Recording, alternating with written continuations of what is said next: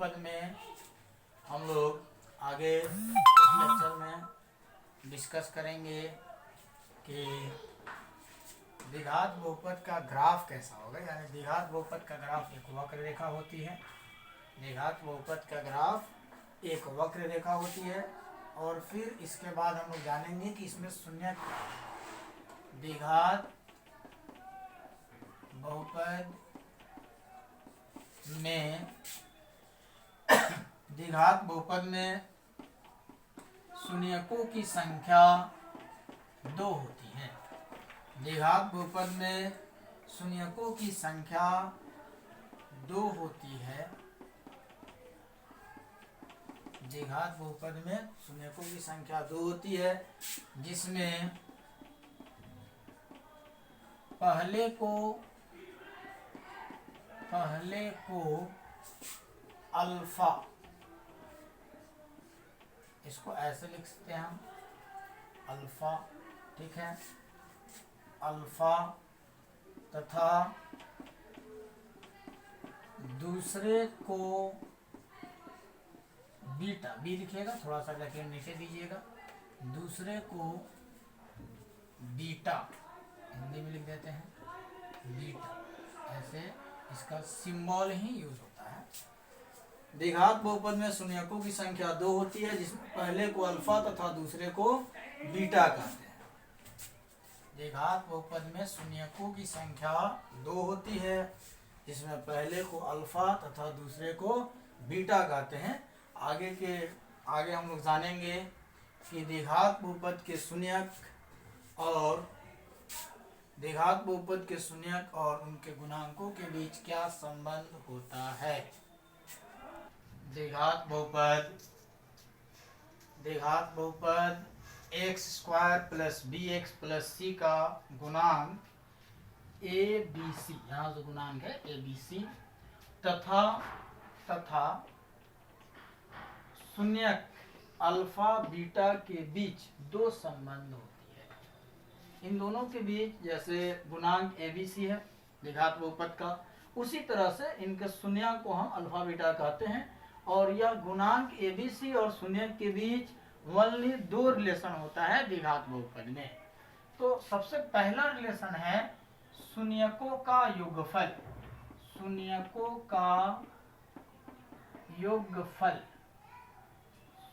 का योगफल का जो रिलेशन होता है वह -b/a के इक्वल होता है। यानी गुणांक में x का गुणांक और x² का गुणांक, x का गुणांक b/a और माइनस के साथ, जैसे शून्यकों का गुणनफल, शून्यकों का योगफल है -b/a। तो योगफल में पहला शून्यक अल्फा है और दूसरा शून्यक बीटा है, तो इसी का वैल्यू -b/a के बराबर होता है। मतलब आप इतना याद रखें कि अल्फा + बीटा -b/a होता है। शून्यकों का योगफल यानी दोनों शून्यक का मान का जोड़ b/a के बराबर होता है नेगेटिव के साथ। उसके बाद दूसरा संबंध होता है शून्यकों का गुणनफल। शून्यकों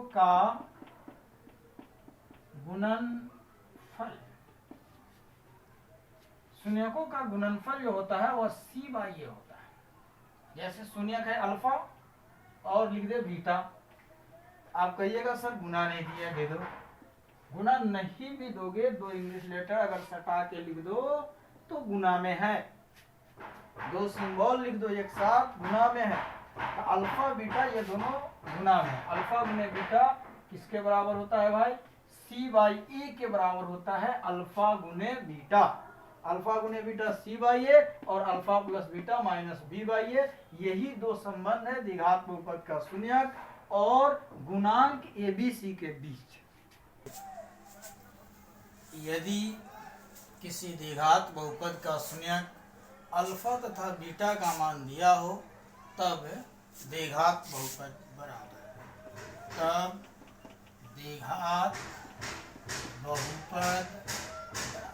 यानी यदि किसी द्विघात बहुपद का शून्यक अल्फा तथा बीटा का मान दिया हो तब, यानी कि कभी कभी ऐसा क्वेश्चन आता है जिसमें शून्यक दिया रहता है और बोलता है कि द्विघात बहुपद आप निकालिए, तो वह अल्फा बीटा का मान जो शून्यक होता है, एक अल्फा होता है दूसरा बीटा होता है, उन दोनों का वैल्यू के सहायता से आपको द्विघात बहुपद निकालना रहता है। तो उसके लिए फॉर्मूला आता है x square minus alpha plus beta into x plus alpha beta.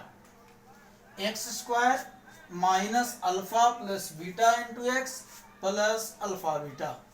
ये द्विघात बहुपद का शून्यक यानी अल्फा और बीटा का मान दिया हो तो इस फॉर्मूला के सहायता से उस बहुपद को हम निकाल सकते हैं।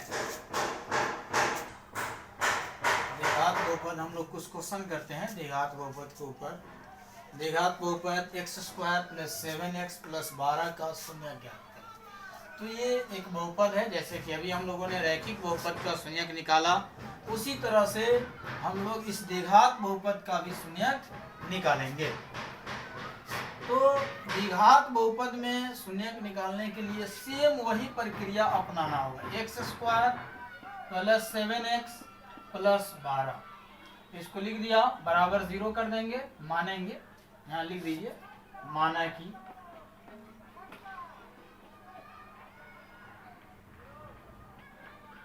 कि इतना बराबर 0। अब क्या करेंगे, एम्प्लाइज का चिन्ह देंगे, x square plus 7x plus 12 बराबर 0। X square plus 7x plus 12 बराबर 0। इसका शून्यक निकालना है तो सबसे पहला काम first of all x square का गुणांक और लास्ट अंक को गुणा करना होगा। एक्स स्क्वायर का गुणांक कुछ नहीं, कुछ दिख रहा है, नहीं दिख रहा है, तो 1 सपोज कीजिए एक्स स्क्वायर का गुणांक 1 होगा। कोई भी नंबर या वेरिएबल का गुणांक ना दिखे तो 1 रहता है। और लास्ट टर्म कितना है, 12 है, 12। तो 1 और 12 को गुना करेंगे तो आएगा 12। फिर इसको तोड़ेंगे, 4 तिहाई 12 या 3 चौका 12, 2 भाग में तोड़ा जाता है। ऐसे आप छोटा छोटा भी तोड़ सकते थे, 2 छक 12, 2 तिहाई 6, 2 अधिक 4 और 3 7, ऐसे हो गया। लेकिन इस पार्ट को ब्रेक कर 2 पार्ट में बांटना, तो 2 दूना 4, इसको एक साथ कर लीजिए प्लस 7 हो जाएगा।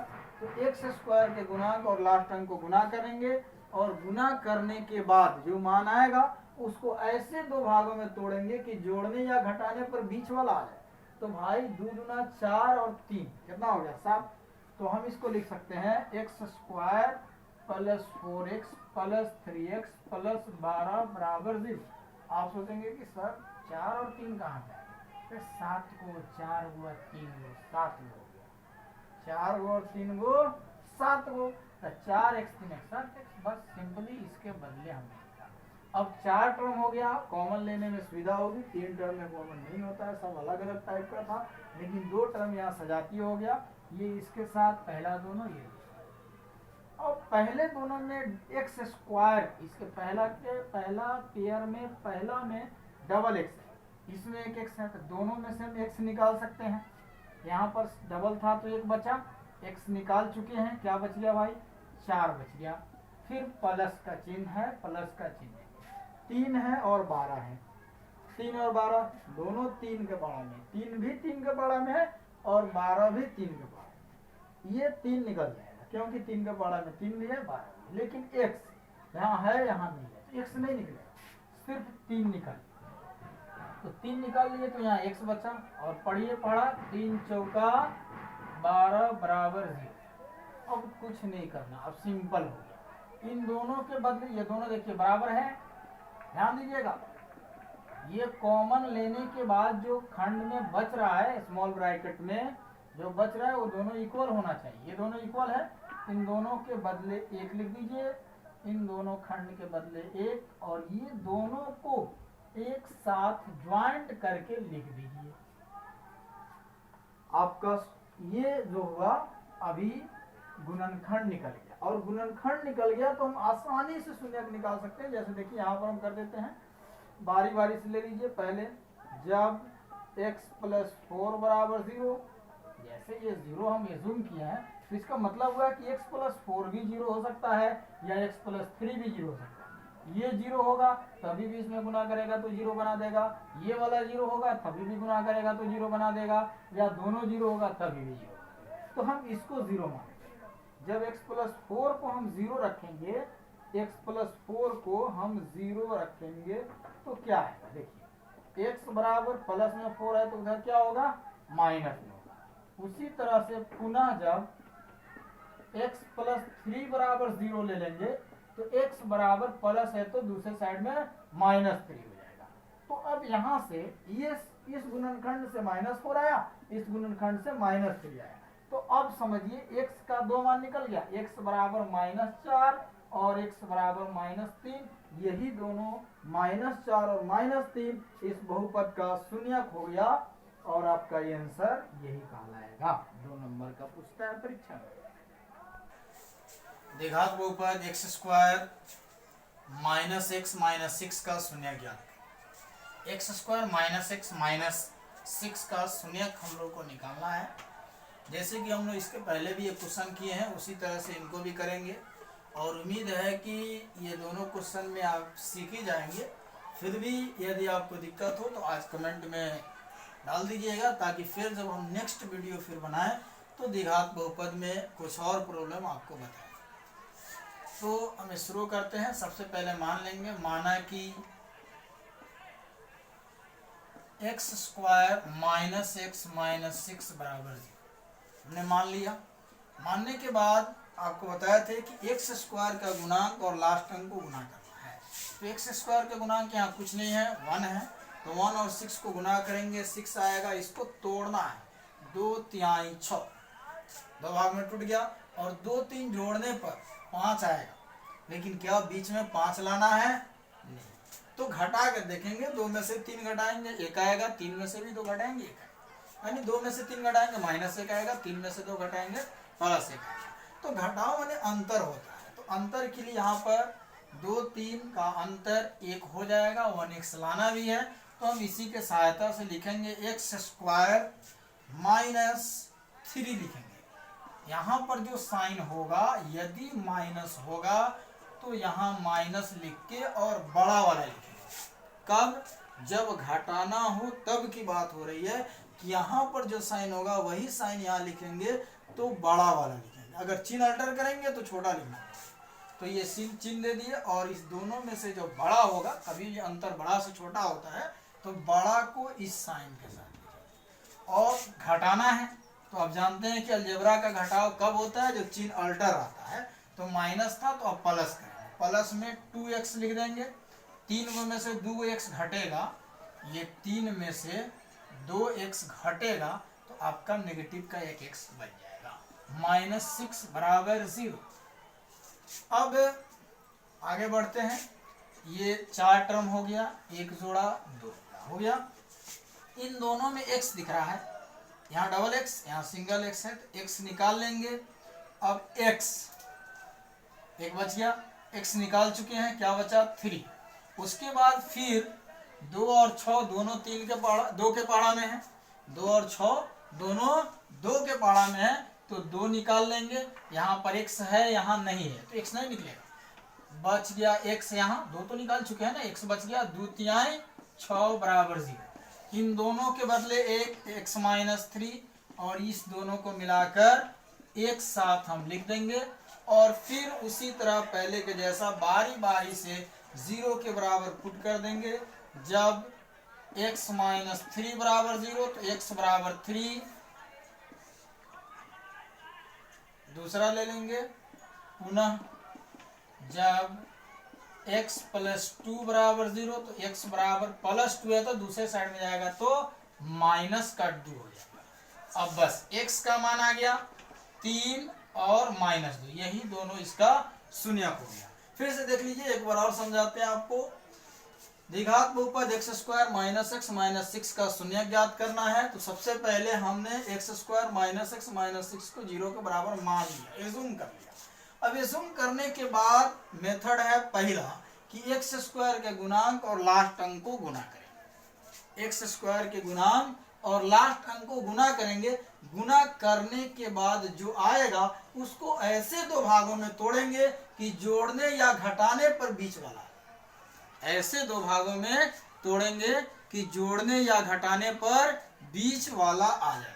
तो हमने 2 तिहाई 6 किया और 3 और 2 को घटाने पर 1 आएगा, तो हमने 3 को नेगेटिव लिखा, 2 को पॉजिटिव लिखा ताकि घट करके फिर एक x आ जाए। नेगेटिव लगाया यहाँ पर बड़ा वाले के साथ, क्योंकि घटे तो जो बड़ा रहता है उसी का चिन्ह आता है। अब इन दोनों में से हमने x निकाल लिया, x माइनस 3, 2 निकाल लिया तो x माइनस 3 फिर बचा। इन दोनों के बदले हम 1 लिखेंगे, इन दोनों को मिलाकर फिर 1 कर दिए। अब क्या करना था हमको, बारी बारी से 0 पुट करेंगे। x माइनस 3 बराबर 0 तो x बराबर 3 आ गया। फिर x प्लस 2 को 0 के बराबर पुट किया, x बराबर माइनस 2 आ गया। x का मान 3 और माइनस 2, इस तरह से द्विघात बहुपद का शून्य आ गया।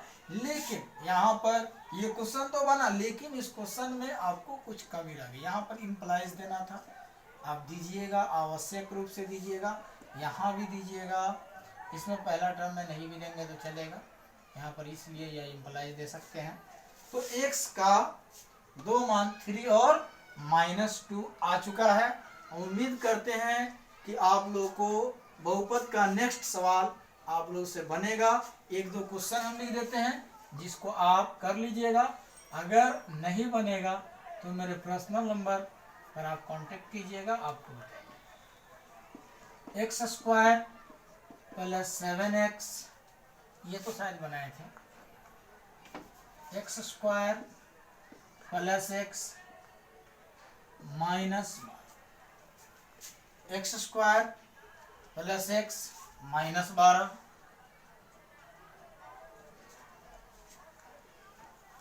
उसके बाद x square plus 5x plus 6। रहने दीजिए, इसको देखिएगा, आप लोग बनाइएगा।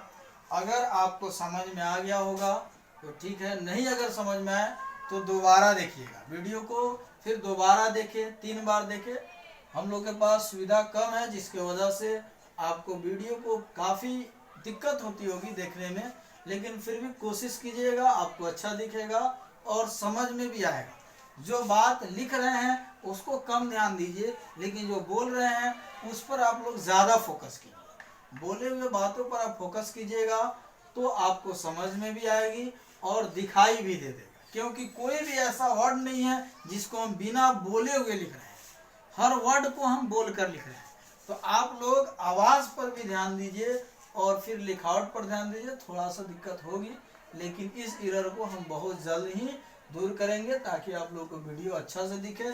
फिर हम बात करेंगे नेक्स्ट क्लास में। लेकिन अगले क्लास का वीडियो के लिए आपको लिंक या आपको इस तरह का ना मिले, दिक्कत हो, इससे बचने के लिए आप वीडियो को जब देखें तो सब्सक्राइब अवश्य कर ले और घंटी भी बजा दे, ताकि फिर नया वीडियो अपलोड किया जाए तो आपके पास उसका नोटिफिकेशन पहुंच जाए और फिर अगला वीडियो आपको आसानी से मिल जाए। इसलिए सब्सक्राइब कर लीजिए और घंटी को बजा दीजिए ताकि अगला वीडियो आप तक आसानी से पहुंच जाए।